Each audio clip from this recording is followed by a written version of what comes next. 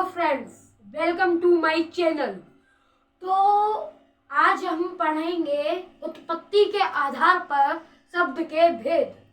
उससे पहले आप ये समझ लीजिए कि आज की वीडियो बहुत ही शानदार, बहुत ही जबरदस्त होने वाली है।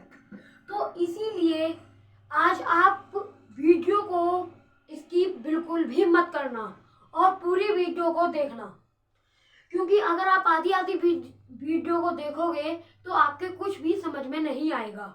और वैसे भी आज हम बहुत ही इम्पोर्टेंट चीज पढ़ रहे हैं। तो आइए अब हम शुरू करते हैं उत्पत्ति के आधार पर शब्द के भेद। तो चलते हैं। तो गाइस, ये भी आपके मन में सवाल होगा कि उत्पत्ति के आधार पर शब्द के कितने भेद होते हैं। तो उत्पत्ति के आधार पर शब्द के भेद हमारे 4 होते हैं। कितने होते हैं? 4। उत्पत्ति के आधार पर शब्द के भेद हमारे 4 होते हैं। ठीक है गाइस, अब आइए पढ़ते हैं पहला जो आपका जो पहला पार्ट है वो है आपका तत्सम शब्द। वो है आपका तत्सम शब्द। तो ये जो होते हैं, जो आपके ये जो तत्सम शब्द हैं, ये संस्कृत से होते हैं। ये संस्कृत भाषा से लिए हुए शब्दों को हम तत्सम शब्द कहते हैं। अगर इनको वैसी डेफिनेशन दी जाए, किताबी डेफिनेशन दी जाए, तो हम कह सकते हैं वे शब्द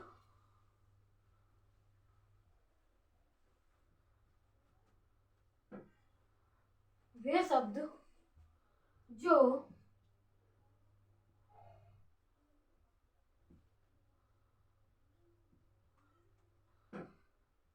संस्कृत से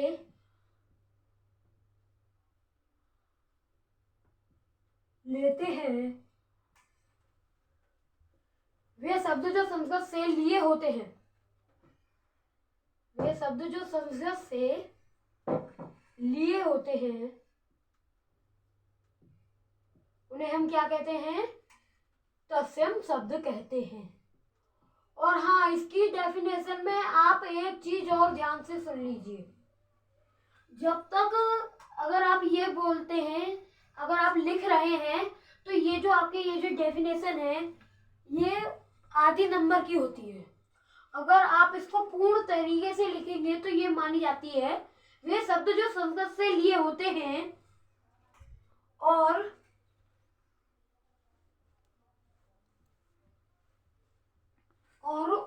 उन शब्दों में कुछ भी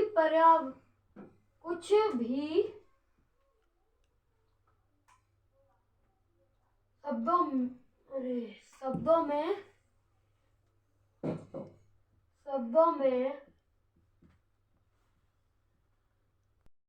और उन शब्दों में किसी भी प्रकार का परिवर्तन नहीं होता है, वह ज्यों के त्यों हिंदी में प्रयोग होते हैं, उन्हें हम तत्सम शब्द कहते हैं। अब ये डेफिनेशन आपकी पूरी हो चुकी है। इस पर वो एग्जामिनर पूरे नंबर देगा आपको। अगर आप इसके उदाहरण ले जाएं, तो उदाहरण में आप कह सकते हैं,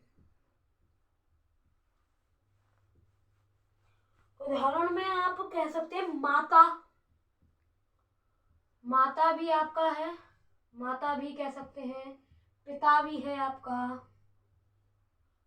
पुत्र भी है, पिता पुत्र, यदि और आदि। ठीक, ये वो शब्द हैं, तत्सम शब्द हैं ये। तो आइए अब दूसरा पार्ट पढ़ते हैं इसका। यहाँ तक मेरे ख्याल से सबको समझ में आ गया ही होगा। और कॉपी पेन जरूर लेके बैठिएगा, लिखना है, समझना है और कभी भूलना नहीं है। तो कॉपी पेन लेके लिखते जाइए साथ के साथ, या फिर वीडियो को पॉज करके आप लिख सकते हैं। तो दूसरा जो है वो है आपका तद्भव। तद्भव दूसरा जो है वो है आपका तद्भव।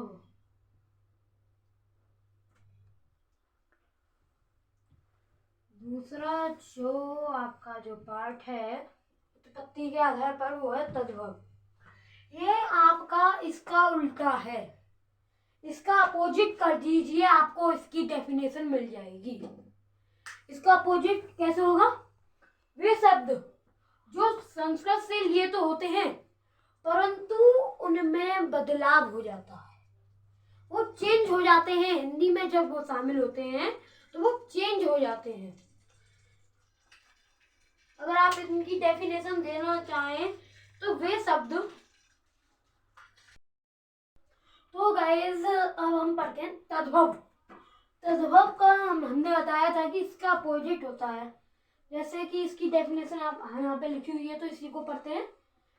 इसका अर्थ है कि संस्कृत के निकले हुए शब्द, जो शब्द संस्कृत से उत्पन्न होकर बदलकर हिंदी में प्रयोग होते हैं, तद्भव शब्द कहलाते हैं। यानी कि संस्कृत से लिए गए हैं परंतु उनको चेंज कर दिया गया है। इसमें क्या था? इसमें चेंज नहीं कर रहे थे परंतु इसमें हमने चेंज कर दिया, जिसकी वजह से उनका नाम क्या पड़ा? तद्भव। उदाहरण में देखा जाए तो दूध, अब हम कहते हैं इंग्लिश में मिल्क कहते हैं, वैसे दूध, दूध को हम अगर तत्सम शब्द देखा जाए दूध का तो दुग्ध होता है। संस्कृत का शब्द है दुग्ध। ऐसे ही अब रात्रि, ये जो रात्रि है ये आपका है, ये तत्सम शब्द है। अब इसको हमने चेंज करके क्या कर दिया है? रात। अब रात्रि कोई नहीं कहता, अब सब कहते हैं रात। ठीक है, तो उतार लीजिए आप इसको, आपको 1-2 मिनट दी जा रही है, उतार लीजिए। उतार लिया होगा, नहीं उतारा तो वीडियो को पॉज करके आप लोग उतार सकते हैं। तो आइए अब इसको रफ करते हैं और थर्ड और फोर्थ भाग सीखते हैं। ठीक, थर्ड और फोर्थ यानी कि चौथा और तीसरा भाग इनसे भी ज्यादा बहुत सरल है। तो आप लोग आराम से मजे में पढ़िए, टेंशन लेने की कोई जरूरत नहीं है। ठीक, ये तत्सम और तद्भव पूछे जाते हैं आपके, अगर आप वैसे भी कंपटीशन करते हैं किसी का भी एएमयू में देंगे तब भी आपसे पूछे जाते हैं। ठीक, तो इसको रब करते हैं। तो गाइस इसका थर्ड पार्ट है आपका देशज शब्द। देशज शब्द यानी कि कुछ बच्चों को तो क्लियर भी हो गया होगा, इसके नाम में ही इतना सब कुछ दे दिया है, इसकी डेफिनेशन इसके नाम में ही है, तो सबको क्लियर हो गया होगा। तथा जिनको नहीं है तो हम बताते हैं आसान शब्दों में। देशज यानी कि देश में जो स्थानीय या फिर स्थानीय भाषा, लोक भाषा में जो प्रयुक्त हुए थे शब्द, वो हिंदी में आकर जो मिले हैं, हिंदी में आकर जो बदल गए हैं स्थानीय और लोकसभा, उन्हें ही हम देशज शब्द कहते हैं। और इसकी कई सारी तो डेफिनेशन भी बना सकते हैं आप। आपको तो खैर पता ही है कि हमारे भारत देश में कई सारी बोलियां बोली जाती हैं, कई सारी भाषाएं बोली जाती हैं, तमिल पता नहीं मेरे को, मद्रासी पता नहीं क्या है, कई सारी भाषा भी बोली जाती हैं। तो ये उन्हीं से मिलकर बना है। हिंदी पर जो हम भाषा बोलते हैं उनका प्रभाव पड़ा, हिंदी भाषा पर स्वाभाविक था ये प्रभाव पड़ना।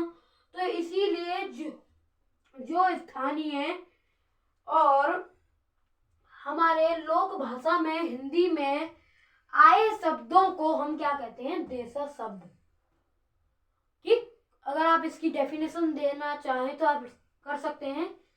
स्थानीय भाषा व लोक भाषा में के द्वारा हिंदी में आए हुए शब्दों को हम देशज शब्द कहते हैं। तो इसकी डेफिनेशन मैं नहीं लिख रहा हूं, आप ले लीजिए। अगर उदाहरण में समझा जाए, इसको उदाहरण दिया जाए इसका, तो देते हैं उदाहरण हम। उदाहरण है जी इसका लोटा। लोटा लोटा तो खैर सब बोलते होंगे। लोटा है आपका, गाड़ी है, पगड़ी है, गाड़ी, पगड़ी, लोटा, गाड़ी, पगड़ी और कई सारे शब्द हैं, थैला भी है, ठीक, और आदि, ठीक। तो अब पढ़ते हैं हम चौथा। चौथा जो है वो है हमारा विदेशी शब्द। क्या है चौथा हमारा? विदेशी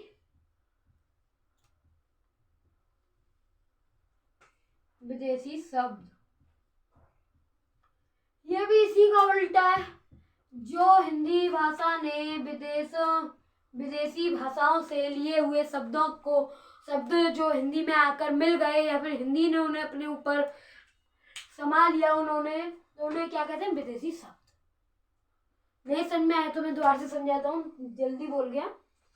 तो ये वो शब्द हैं जो विदेशी भाषा से हिंदी में लिए गए शब्दों को विदेशी शब्द कहा जाता है।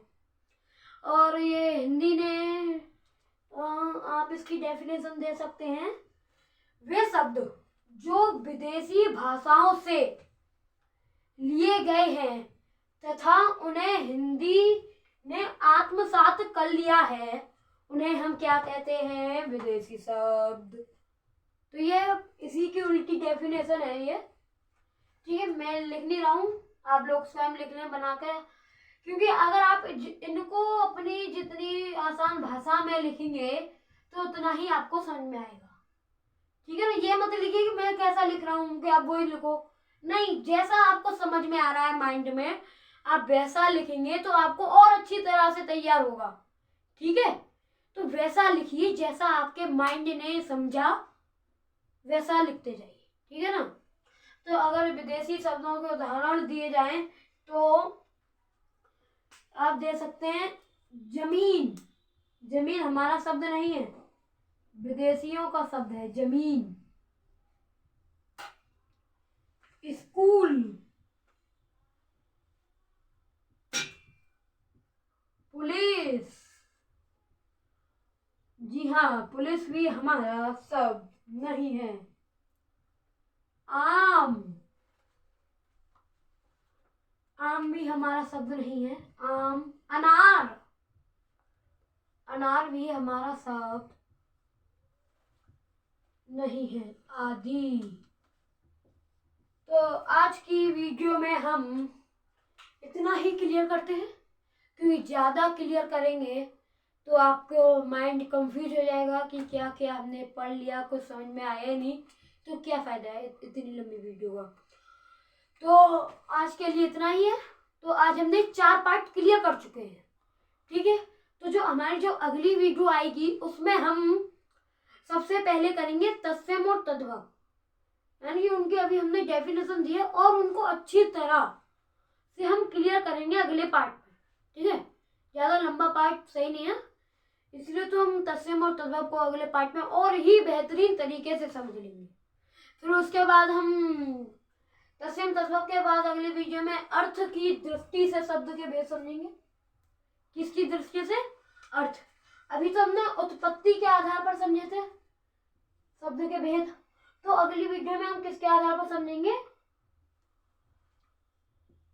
अर्थ की दृष्टि के आधार पर।